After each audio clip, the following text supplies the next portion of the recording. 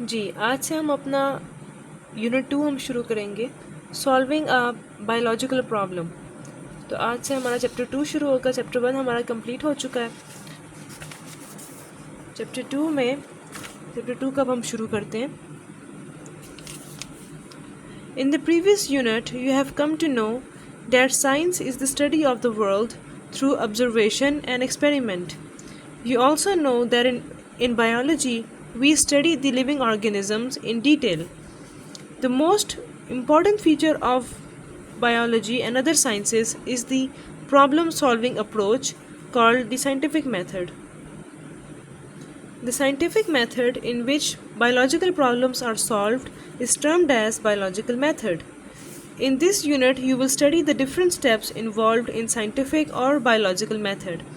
अच्छा, अब इस पैराग्राफ में कहना ये चाह रहे हैं कि जो हमारा पिछला चैप्टर था उसमें हमने ये पढ़ा कि जो साइंस है वो हम जो साइंस में हम जो दुनिया है उसको हम स्टडी करते हैं थ्रू ऑब्जर्वेशन एंड एक्सपेरिमेंट। हम उसको ऑब्ज़र्व करते हैं और हम उसके साथ एक्सपेरिमेंट्स करते हैं। उसके थ्रू हम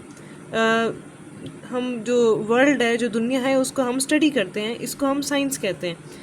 हम इसके बारे में हम ये भी इसके अलावा हम ये भी जानते हैं कि जो बायोलॉजी है उसमें हम लिविंग ऑर्गेनिजम्स को डिटेल से पढ़ते हैं। जिस तरह फिज़िक्स और केमिस्ट्री में हम में जो फिज़िकल चीज़ें हैं या जो केमिस्ट्री की जो केमिकल वाली चीज़ें हैं उनको हम डिटेल से पढ़ते हैं, बायोलॉजी में हम लिविंग ऑर्गेनिजम्स को हम डिटेल से हम उनको स्टडी करते हैं। अब बायोलॉजी का जो सबसे इम्पॉर्टेंट फीचर है वो उसकी प्रॉब्लम सॉल्विंग अप्रोच है कि अगर एक प्रॉब्लम आ जाती है तो उसको हम किस मेथड से, किस अप्रोच से, किस तरीके से हम उस प्रॉब्लम को सॉल्व करें। तो उसको सॉल्व करने का जो एक तरीका है, जिसका एक मेथड है, उसको हम साइंटिफिक मेथड कहते हैं। The scientific method in which biological problems are solved is called biological method. अब वो साइंटिफिक मेथड जिसके अंदर हम बायोलॉजिकल प्रॉब्लम्स को हम सॉल्व करते हैं उसको हम बायोलॉजिकल मेथड कहते हैं।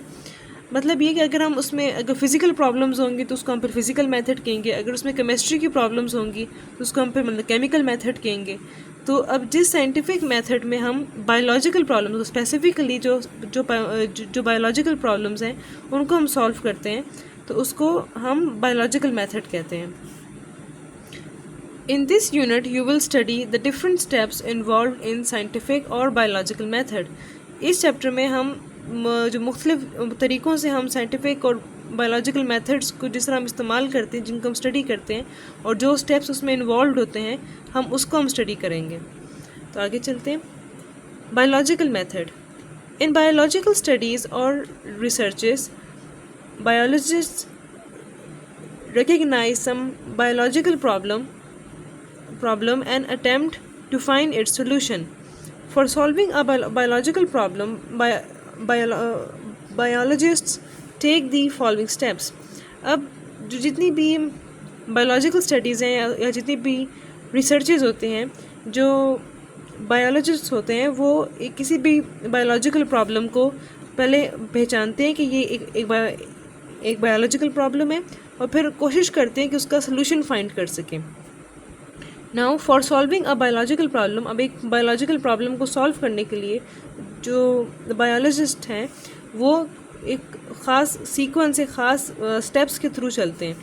सबसे पहले वो एक बायोलॉजिकल प्रॉब्लम को रिकग्नाइज़ करते हैं, उसको पहचानते हैं कि ये एक बायोलॉजिकल प्रॉब्लम है।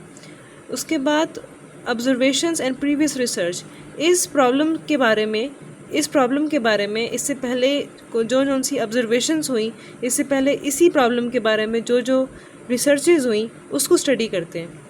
फिर हाइपोथेसिस, उसके बाद वो एक हाइपोथेसिस क्रिएट करते हैं। वो ख़ुद सोचते हैं कि ये प्रॉब्लम इस वजह से हो सकता है या इस वजह से हो सकता है, तो इसको हाइपोथेसिस कहते हैं। डिडक्शंस, इसके बाद वो डिडक्ट करते हैं कि जो हमारी जो हाइपोथेसिस थी इस प्रॉब्लम का सलूशन ये होगा। एक्सपेरिमेंट्स, उसके बाद एक्सपेरिमेंट्स किए जाते हैं कि अगर जो हमने डिडक्ट किया है, जो हमने सोचा है कि इस हाइपोथेसिस के मुताबिक जिस प्रॉब्लम का जो हमने सोचा है कि ये इस प्रॉब्लम की मतलब क्या इसके मतलब कॉजेज़ हो सकते हैं, तो जो हमने इसमें डिडक्ट किया उसको प्रूफ करने के लिए हम फिर एक्सपेरिमेंट्स करते हैं कि ये जो हमने डिटेक्ट किया, जो हमने सोचा कि ये इस प्रॉब्लम की कॉजेज़ ये हो सकते हैं, तो उसको प्रूफ करने के लिए हम पर एक्सपेरिमेंट्स करते हैं।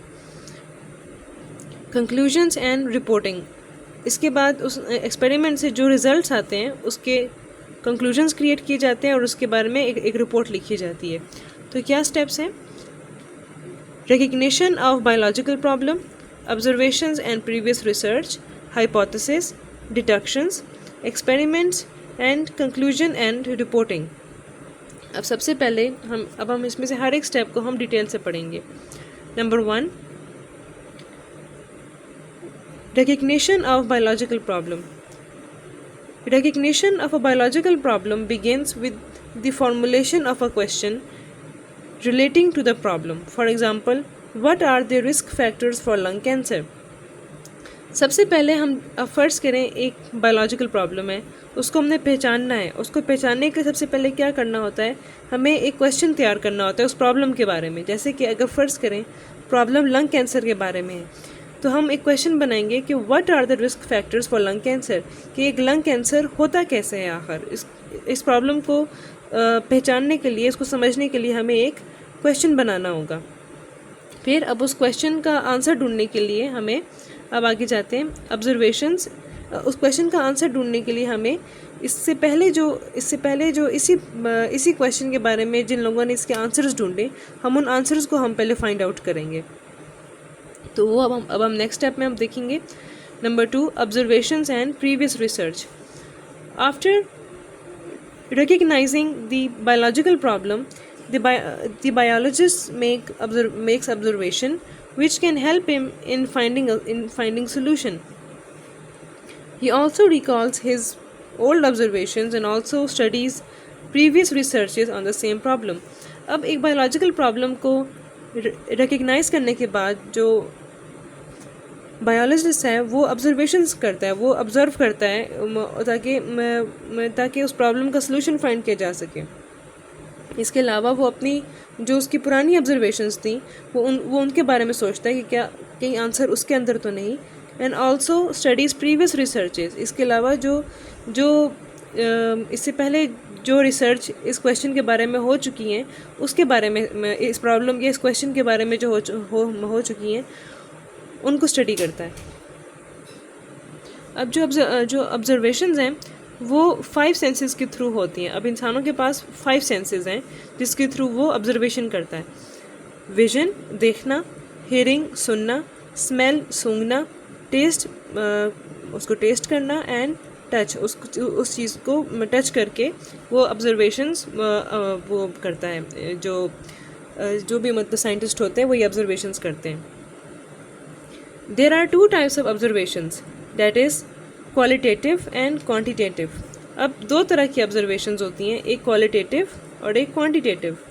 Quantitative observations are considered more accurate. जो क्वांटिटेटिव ऑब्जर्वेशंस होती हैं ज़्यादा एक्यूरेट होती हैं और इनको हम मेजर भी कर सकते हैं and can be recorded in numbers. जो क्वांटिटेटिव ऑब्जर्वेशंस हैं वो ज़्यादा एक्यूरेट होती हैं, उनको हम मेजर भी कर सकते हैं और इनको हम नंबर्स में हम इनको रिकॉर्ड कर सकते हैं। अब जो दूसरी तरह की जो है क्वालिटेटिव ऑब्जर्वेशंस, उसमें ज़्यादा हम डिस्क्रिप्शन को देखते हैं कि एक चीज़ कैसी थी, क्या वो बड़ी थी, छोटी थी, हम इस बारे में देखते हैं। Can be observe but not measured, इसको हम ऑब्ज़र्व कर सकते हैं लेकिन हम इसको मेजर नहीं कर सकते। इसमें हम किन चीज़ों को हम ज़्यादा ऑब्ज़र्व करते हैं, उसके कलर को, टेक्सचर को, स्मेल को, टेस्ट को।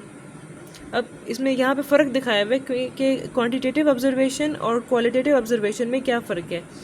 जो क्वांटिटेटिव ऑब्जर्वेशन है उसमें जो नंबर्स हैं उनके साथ डील किया जाता है, और जो क्वालिटेटिव है उसमें जो डिस्क्रिप्शन है कि चीज़ वो दिखती कैसी, वो है कैसी, उसके साथ डील किया जाता है। और जो क्वांटिटेटिव ऑब्जर्वेशन है उसको हम मेजर कर सकते हैं, लेकिन जो क्वालिटेटिव ऑब्जर्वेशन है उसको हम मेजर नहीं कर सकते। जो क्वांटिटेटिव ऑब्जर्वेशन का जो लास्ट डिफरेंस है वो ये है कि इसमें length, height, area, temperature, volume, weight, cost, उसकी लेंथ कितनी थी, उसकी ऊंचाई कितनी थी, उसका एरिया कितना था, टेम्परेचर कितना था, वॉल्यूम, उसका वज़न कितना था, उसका उस पर मतलब कितना ख़र्चा आया, उसका कितना कॉस्ट था, इसको हम ऑब्ज़र्व करते हैं। लेकिन जो क्वालिटेटिव ऑब्जर्वेशन है उसमें हम ज़्यादा जो कलर, टेक्सचर, स्मेल, टेस्ट को हम इसमें हम ऑब्ज़र्व करते हैं। अब आगे जो टॉपिक्स हैं, हाइपोथेसिस, डिडक्शन और जो है एक्सपेरिमेंट्स और कंक्लूजन एंड रिपोर्टिंग, तो ये हम फिर अपनी नेक्स्ट वीडियो में फिर हम इसको आगे स्टडी करेंगे। आज के लिए इतना काफ़ी है, फिर आगे का जो है फिर हम नेक्स्ट वीडियो में फिर हम पढ़ेंगे।